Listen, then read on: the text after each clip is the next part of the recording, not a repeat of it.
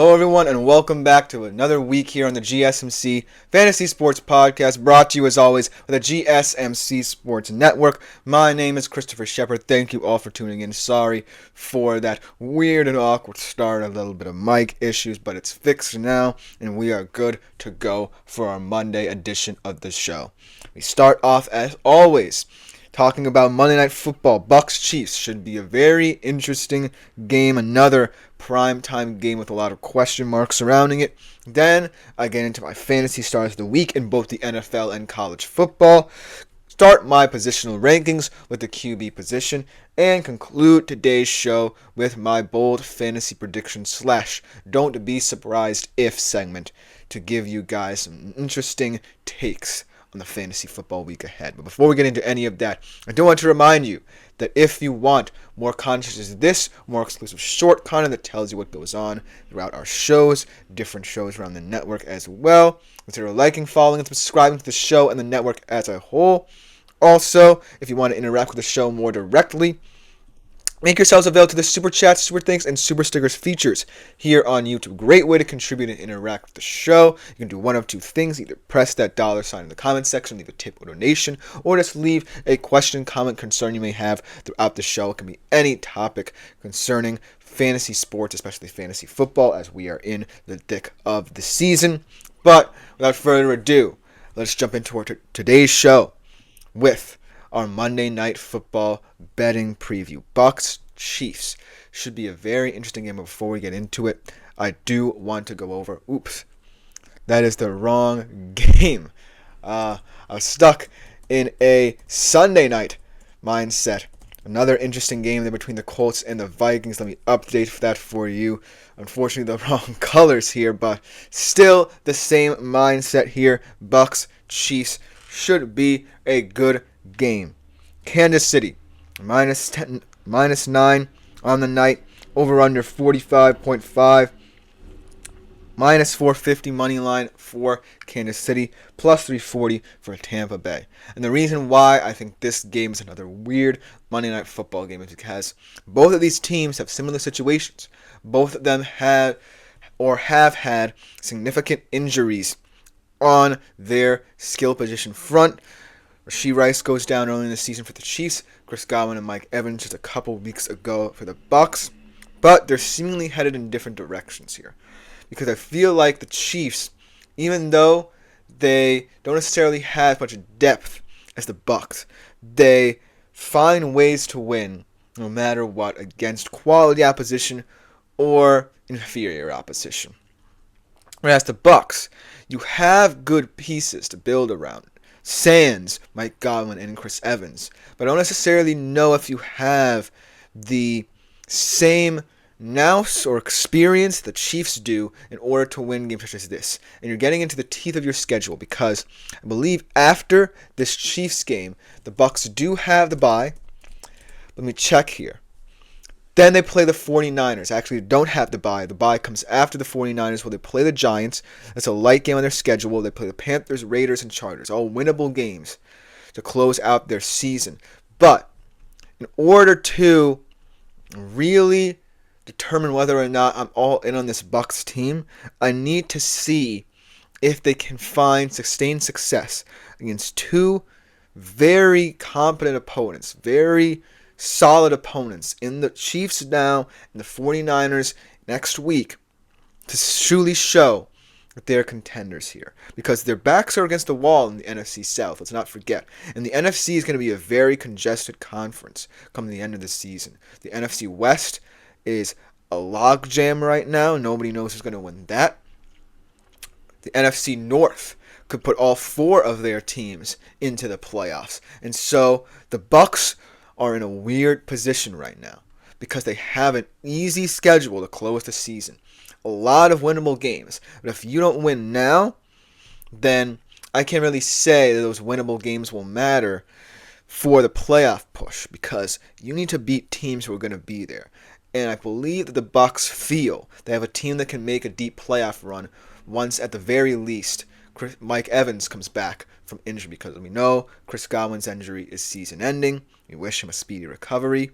So we know what the Bucs will look like when quote-unquote fully healthy for this stretch run. But it's where they are right now. It's where they are in these two games especially.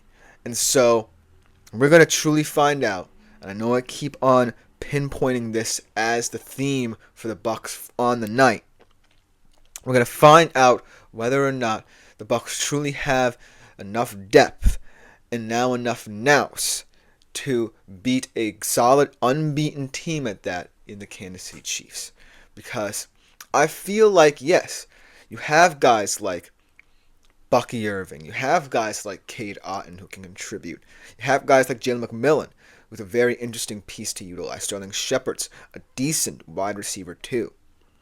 But in order for everything to coalesce, I feel like this team needs a game in which they feel comfortable that all the pieces can fit together, most importantly, get them a win. And this game, unfortunately, doesn't feel like that for me. Whereas the Chiefs side of things, you feel like eventually they're going to have to slip up, but they haven't. Patrick Mahomes has been playing subpar football. Travis Kelce has shown his age. Without Rashee Rice, there's not really one wide receiver one that's separating themselves. And they're really kind of contingent on perhaps the best defense in the league right now. That's what worries me about the Bucs, because the Bucs, like I said, are well equipped to, if not contend in games, win them against inferior opponents, like I said. Because they have, I believe, some of the better depth in the league at certain positions that can really help them stay true to a certain identity. But this Chiefs defense is just so scary, so potent, so versatile in what it can do. And kudos to Spags for making them this way. And I feel like this is going to be a game of catch-up all night for the Bucs. And while I feel like, they have Baker, they have Liam Cohen, who've developed a nice rapport with each other, a nice understanding most importantly, it's going to be about trust. Because if you don't trust your identity right now, which is one of a team that doesn't necessarily have that much to rely upon, then this could go off the rails quickly. I have the Chiefs winning this game and covering the spread just because of the fact I don't think the Bucs offense can truly match up and test this Chiefs defense enough for me to consider them upsetting or covering the spread. So that's what I think about this game right now. You have two teams. One in the Chiefs that really have so many different contingency plans for when things go wrong. And then the Bucs, who are a very talented team, even without Mike Evans and Chris Godwin, but just don't have the experience the Chiefs do in moments such as this, or the time, really, to have this work and coalesce. Now, if there was a bye in between this week and the 49ers game, then I would have said that this game isn't necessarily a must-win for Tampa Bay. But it feels like it now. Yes, you have a very light schedule, perhaps the easiest schedule in the league after these two games are finished and over with. But it's not going to matter if you don't show me anything or show your fans anything. So that's what I feel for the Bucs. Whereas the Chiefs, if they lose this game, so what, really? But I feel like if they do lose, a lot of alarm bells will start ringing for some reason.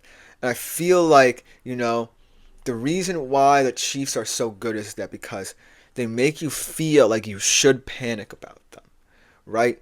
When things are going wrong, Patrick Mahomes is not playing well, he's not connecting with Travis Kelce as often, his receivers aren't playing up to their standard. Everything kind of feels a little bit off.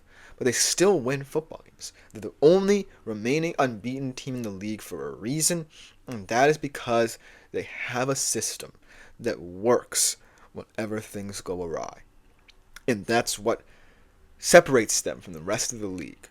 They're a team that, even if they look bad, you still have little to no worries about, just because of their record and their standing right now.